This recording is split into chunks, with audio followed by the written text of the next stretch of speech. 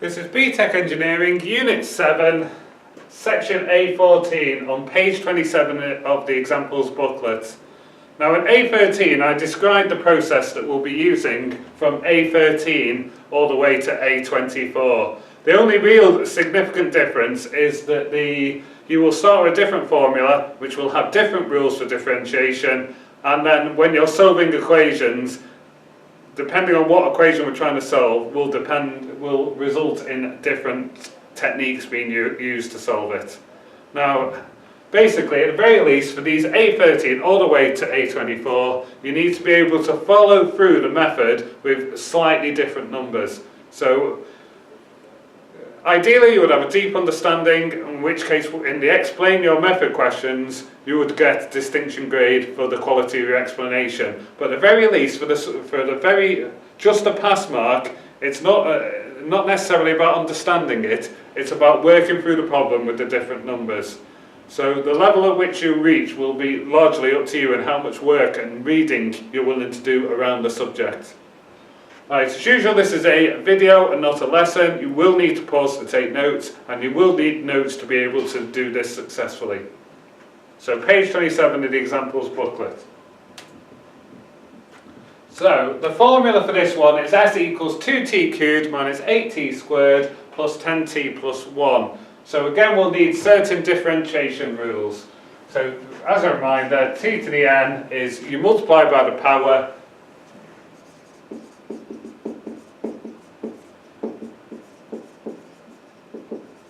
and then you take 1 off the power.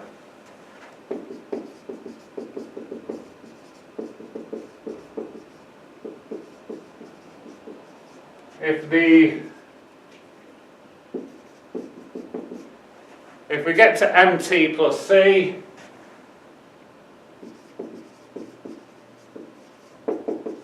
the answer is just simply m. So in this case, we're differentiating to get ds by dt. So we follow those rules. So we've got 2t cubed. So the power of that one is 3. So that's what we times at the front. We take 1 off the power, 3 take away 1. Next term, minus 8t squared. So we times by the power, so we times by the 2. We take 1 off the power, 2 take away 1. And then we're left with 10t plus 1, which follows this rule. So the gradient is just simply the m, so we put plus 10. And then we tidy that up. So ds by the t equals 3 times 2 is equal to 6. 3 take away 1 is 2. So 6t squared minus 8 times 2 is equal to 16. Take 1 off the power, 2 take away 1 is 1. Well, we don't usually write powers of 1. We won't be penalised if you leave it there. Plus 10.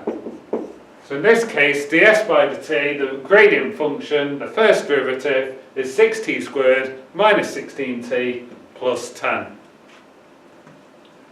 We need to repeat the process for the second derivative,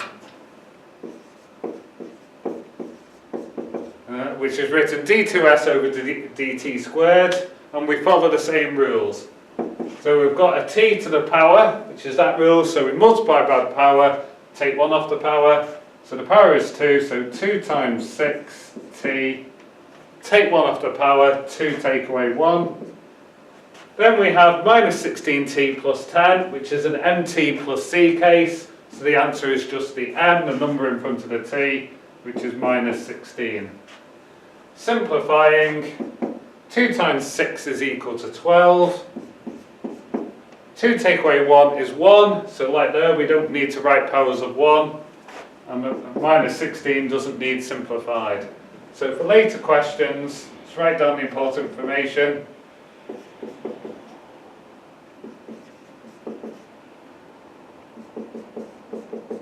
So we've got s equals 2t cubed minus 8t squared plus 10t plus 1. ds by the t equals 6t squared minus 16t plus 10. And d2s over dt squared equals equals 12t minus 16. So we'll need those for the later parts.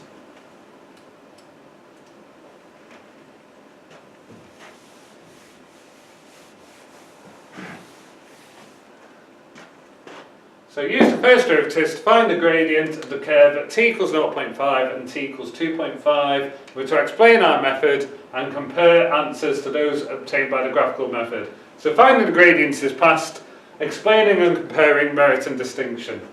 So to get the gradients, so for the t equals 0.5, the gradient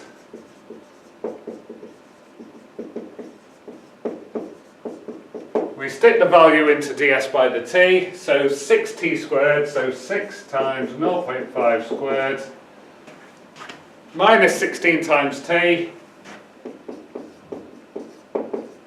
minus 16 times 0.5, plus 10 at the end. And then we calculate. So 6 times 0.5 squared, minus 16 times 0.5, plus 10, gives me 3.5 for the gradient.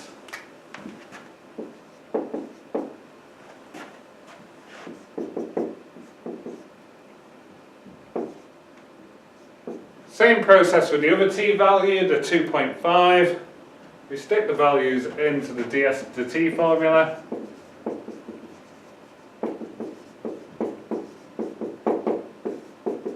So 6t squared, so 6 times 2.5 squared, minus 16 times t, so 16 times 2.5,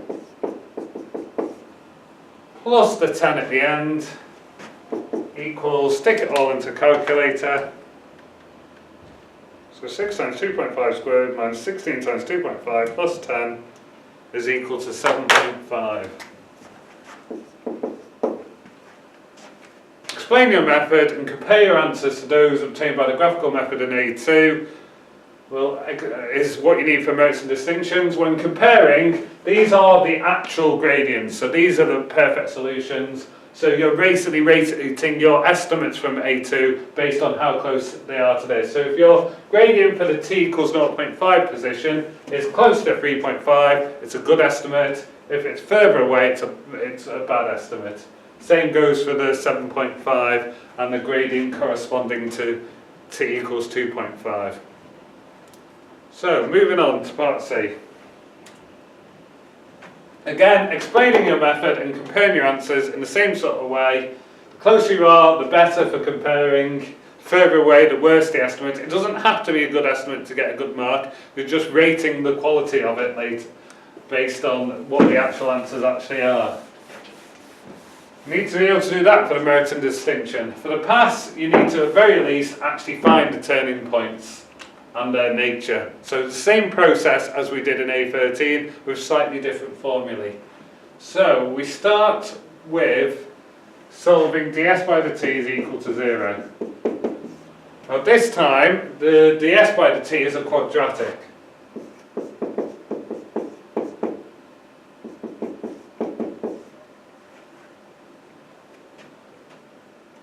So we need to be able to solve that quadratic equation. Now we can use the silver calculators to do this. Now the black calculators don't have this mode, so you'll only be able to do this on the silver calculators. So if we want to solve the quadratic, we press mode 5 for equation mode.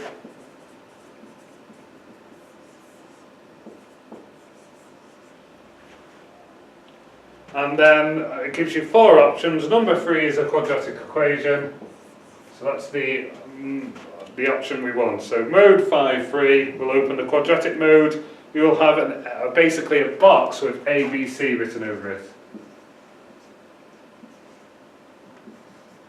Now the A, B and C come from the quadratic equation. So the A is the bit in front of the t squared, the B is the bit in front of the t, and the C is the number at the end.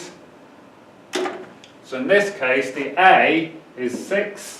So we would type 6 equals, the B is minus 16, so we type minus 16 equals, and so don't forget the minus count, so the B is minus 16 and not just 16. And then finally the C is plus 10, So we write 10 equals.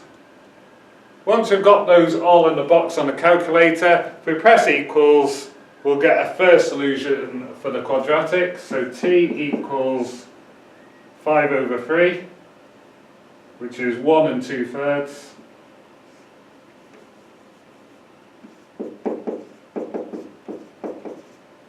Press equals again, and you get the other answer. So we get two values for t. We need the turning points, so we also need the v value for the coordinates. Sorry, the s value for the coordinates, not v. So we go to the s formula.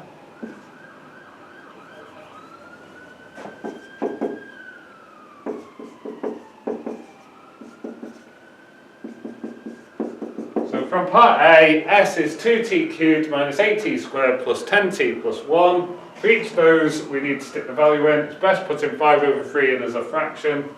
So s equals 2 times 5 over 3 cubed. Should put brackets around it when you cube it or square it. Minus 8 times 5 over 3 squared plus 10 times 5 over 3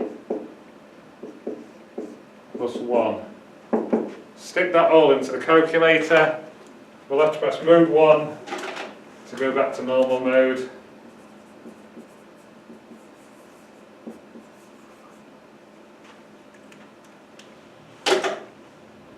So mode 1, 2, 5 over 3 cubed minus 8, 5 over 3 squared plus 10, 5 over 3 plus 1. Stick all that in and we get 127 over 27, which rounded for when you do your comparison is 4.704 to 3 decimal places. So our turning point is 1 2/3, 127 over 27.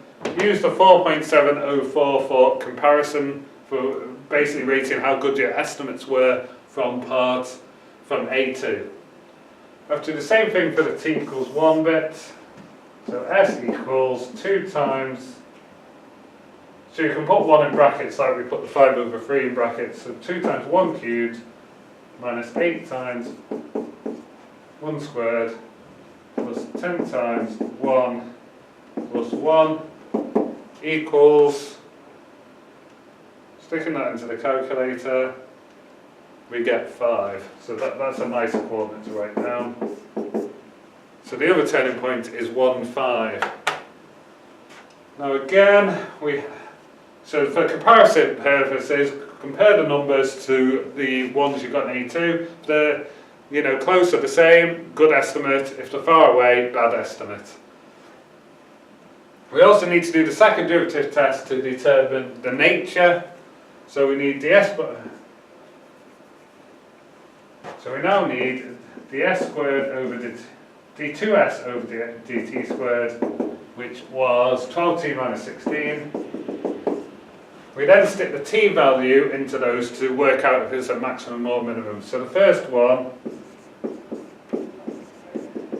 the t value is 5 over 3, so 12 times 5 over 3 minus 16 is equal to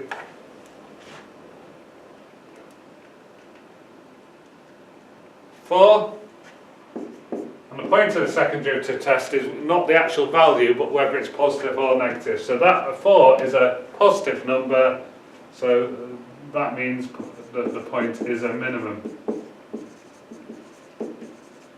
So positive means minimum, negative means maximum. Again, the explanation for that is much more advanced. At this point, I just want you to be able to do the process.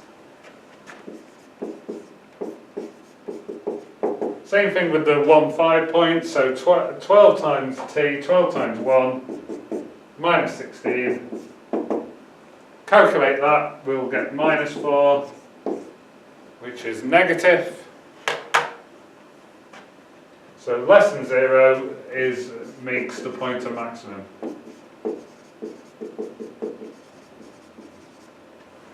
Again, make sure you compare your answers and explain your method to be able to get the merit and distinction. Just doing this alone will only get you a pass. Best of luck.